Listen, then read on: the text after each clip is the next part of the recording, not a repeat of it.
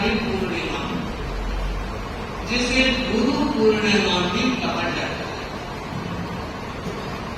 मन में जिज्ञासा है, आषाढ़ी पूनम को ही गुरु पूर्णिमा क्यों कहते हैं? और भी पूनम आती है। समाधान मिला कि आषाढ़ी पूनम के बाद चातुर्मास होता है और हर परंपरा, चाहे जैन परंपरा के संत है, चाहे सनातन परंपरा है, उसके बाद धर्म कथा प्रवचन ज्ञान की गंगा गुरु बहाते हैं। तो पहले गुरु को प्रणाम करें और फिर ज्ञान को हासिल करें। सच में गुरु पूर्णिमा का अपना महत्व है। गुरु मानसिक होता है जो हमारी जीवन नाव को इस पार से उस पार पहुंचा देता है। गुरु वह मेघ मल्हार होता है जो शांति की बरसात करके तृप्ति की अनुभूति करा देता है। गुरु वह सरोवर होता है जिसके पानी के संचय से प्यास एक जन्म की नहीं, कितने जन्मों की प्यास शांत हो जाती है। वो शांति रस का दाता है गुरु। गुरु तरुवर है, एक ऐसा तरु है जिस तरु की छाया में बैठने के बाद कई जन्मों का ताप, पाप और संताप तीनों एक साथ नष्ट हो जाते हैं। ऐसे हैं हमारे गुरु। और कोई भी व्यक्ति जब गुरु की पूजा करता है तो जरूरत है आस्था का दीप जले, निष्ठा के भाव पैदा हो, समर्पण और श्रद्धा के साथ गुरु के चरणों की पूजा, गुरु के चरणों की वंदना ही नहीं, मुझे लगता है गुरु जो कह रहे हैं उसका भी अनुकरण और अनुसरण करना चाहिए। क्योंकि मंत्र मूलम गुरोर वाक्यम, गुरु के वाक्य को मंत्र की तरह माना गया है। ध्यान देना चाहिए। जब भी गुरु के दर्शन, सेवा, उपासना का समय मिलता है उस समय ध्यान रखना गुरु हमें क्या कह रहे हैं।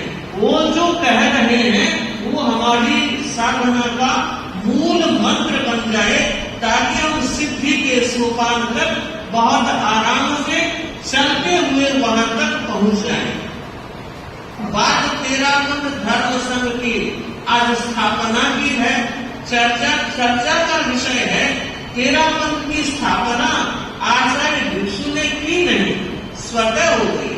उन्होंने भाव संयम स्वीकार किया और तेरापंथ की स्थापना हो गई।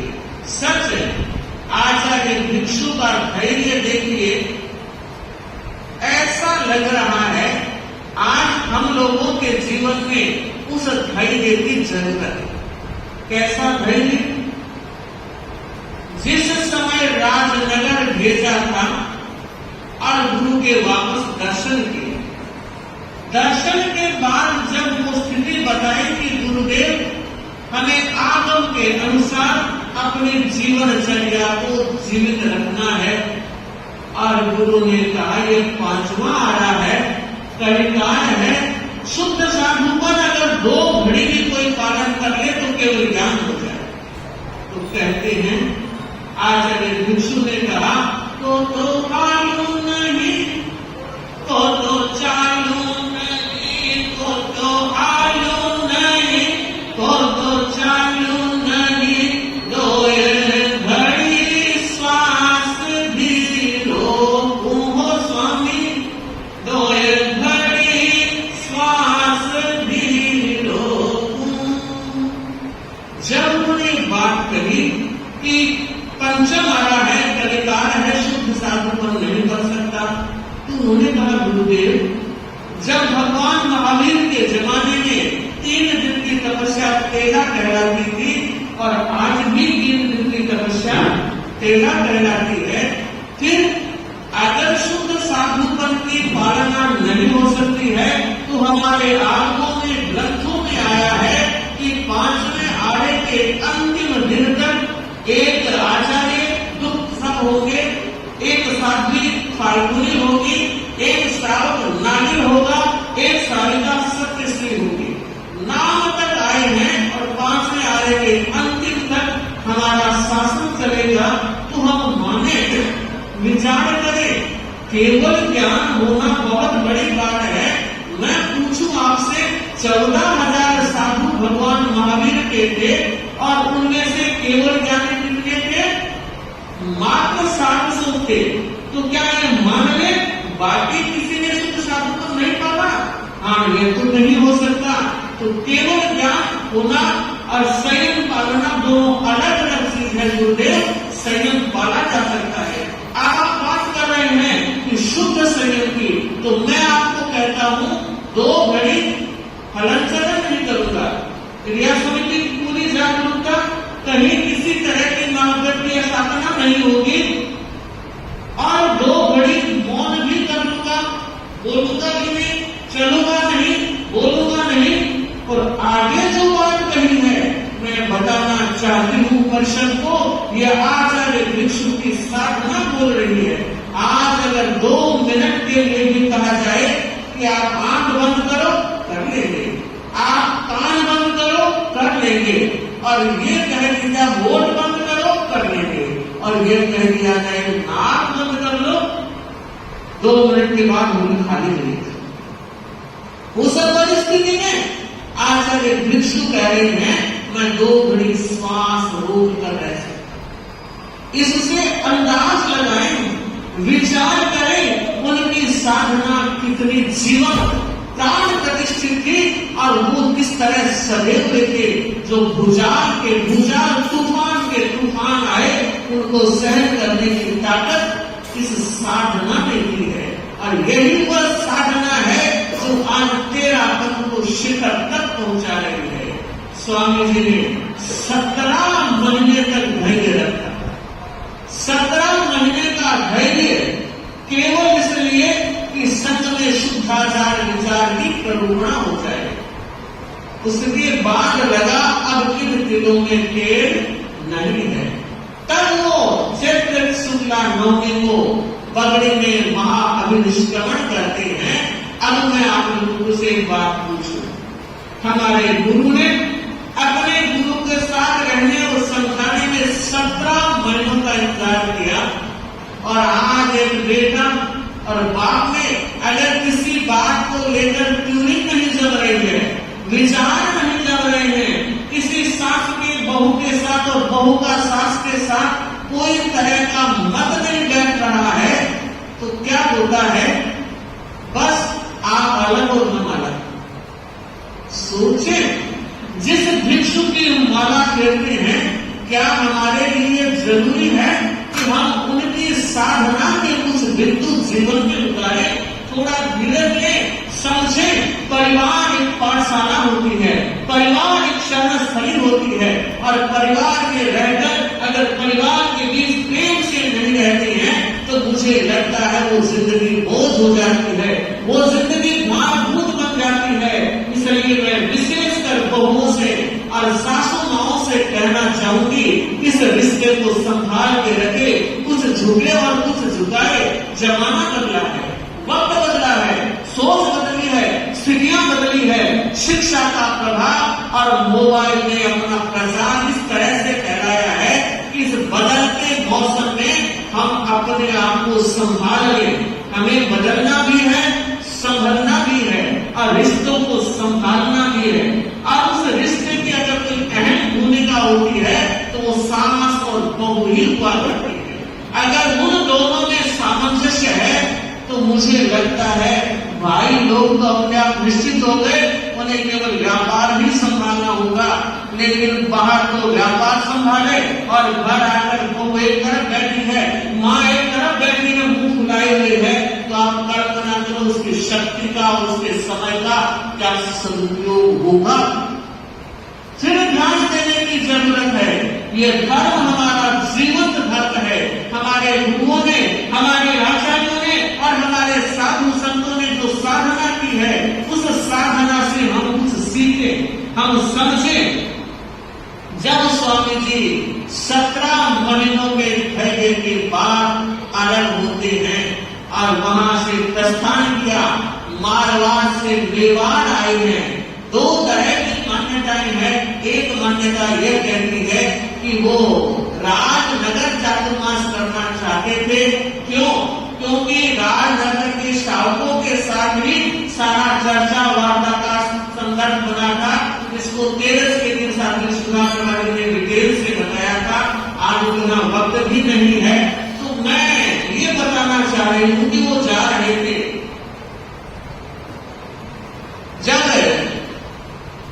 ऐसा हुआ कि कहते हैं नदी में नाला और पानी आ गया और राजनगर जाने का रास्ता बंद हो गया।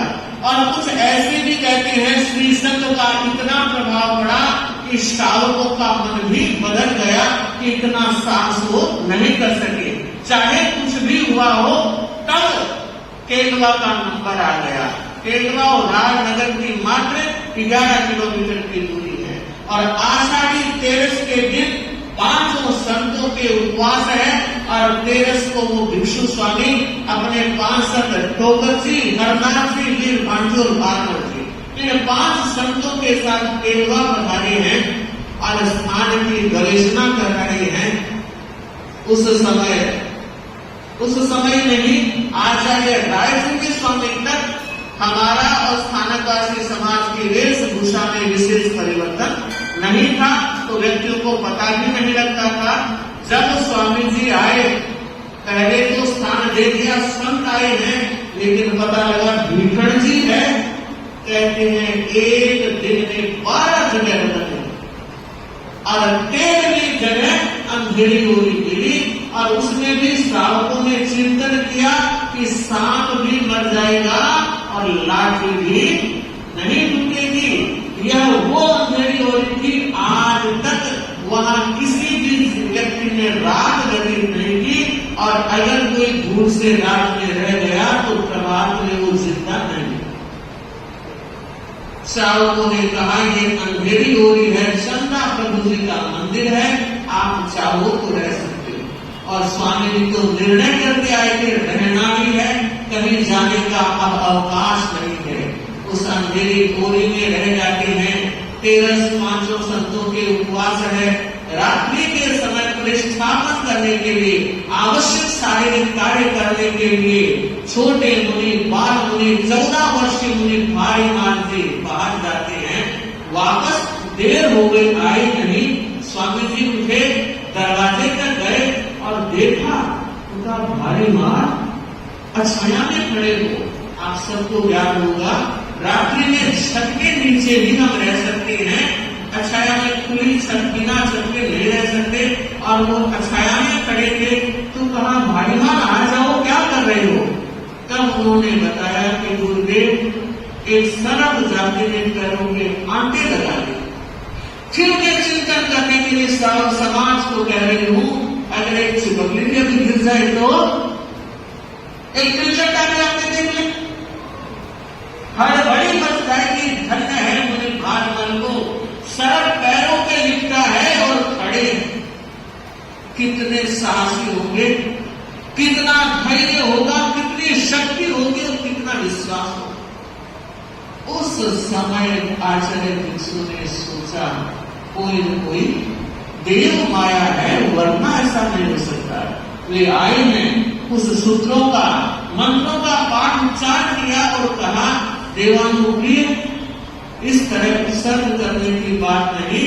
अगर आपका कोई स्थान है और हमें आज्ञा दोगे तो हम रहेंगे, वरना विहार कर देंगे, पर ऐसा नहीं होगा। और कहते ही सड़क ने वो स्थान छोड़ दिया और भाई बात स्वामी अंदर आ गए।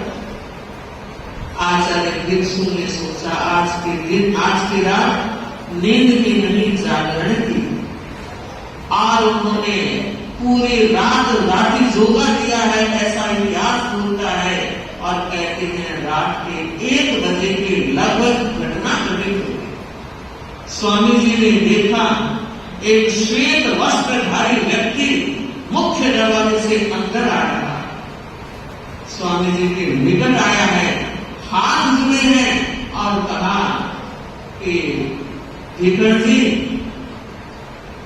मैं इस जगह का रक्षक देव हूं, मुझे मनुष्य मत मान लेना।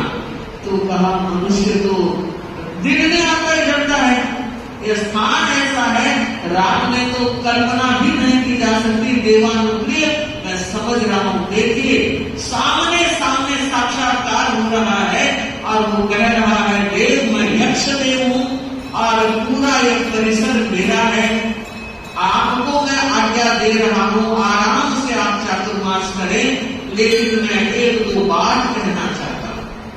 बताइए देवालोकी, पहली बात सुबह जब आपके संत उठेंगे तो एक रेखा दिखाई देगी जो सड़क के द्वारा खींची हुई होगी, उस स्थान में परिष्ठापन आदि कार्य न किए जाए, वो मेरा आने जाने का स्थान है, पवित्रता का ध्यान रखा जाए। ओके। दूसरी, ये गर्भ द्वार पर 2 चबूतरियां हैं, इसमें आपके सिवाय कोई ना बैठे, और तब से ये 13 धर्म संघ की परंपरा है। युवाचार्य भी उस चौकी पर नहीं बैठते हैं जब तक वो आचार्य न बन जाए। एक चौकी पर उन्होंने कहा आप विराजमान होंगे और एक चौकी पर मैं बैठकर आपकी सेवा करूंगा, आगम पाठ का श्रवण करूंगा, सुखे सुखे आप चातुर्मास करें। और बंधुओं, पहली रात मानना चाहिए आचार्य भिक्षु के लिए विजय रात है। स्थान उपलब्ध नहीं होगा तो व्यक्ति सोमासा करेगा कहां? तो सच में ये बहुत बड़ी आचार्य भिक्षु की साधना की पुण्याई की सफलता मिली और देव की आज्ञा मिल गई।